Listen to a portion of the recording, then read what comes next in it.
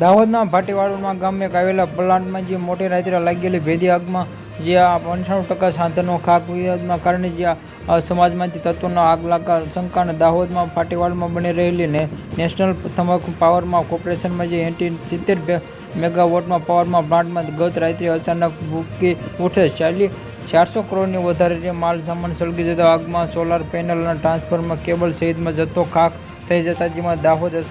આસપાસના જિલ્લાઓમાંથી fire brigade ગાડીઓમાં અને કાબુ લેવા માટે પ્રયાસ કરતા જેમાંથી સફળતા મળી આગ ઓલાઈ જતા રહી સામગ્રી એવી કે ફરીથી તણખાવ નીકળતા લાગ્યા જે કારણે સંપૂર્ણ કાબુ લેવા મુશ્કેલી પડી જેમાંથી 95% સાધનો બળીને રાખ થઈ ગયા હતા અને જે જગ્યામાંથી ફાયર બ્રિગેડમાં બોલાવવામાં આવે છે જે હજુ પણ સુધી ભડકી રહી છે જે સીમેથી આંચકામાં આગ લાગતા તેમાં અચાનકની આગમાં નજીકમાં ગામમાં નજીક લોકો સોલાર પ્લાન્ટ જેમાં વાંધો ઉઠાવતા હતા જેમાં તે વારંવાર અવરોધ ઊભા થતા જેમાંથી સોમવારે દિવસે દરમિયાન પ્લાન્ટમાં પથ્થરમારો પણ થયો હતો જે પથ્થરમાં ફોટા સીસીટીવી કેદમાં થયા પથ્થરમારો અને પ્લાન્ટમાં જેમાંથી હોસ્પિટલમાં આગ લાગવાને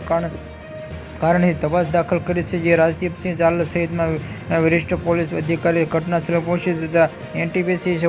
4 એપ્રિલ 8 એપ્રિલ સુધી પોલીસ દળથી હાજરી પહોંચીને કામ કરતા જે વિરુદ્ધ કામ કરતા જે બંધ કરી દેવામાં આવે છે સોમવારથી શરૂ કરવા માટે કરાવવામાં આવ્યો છે।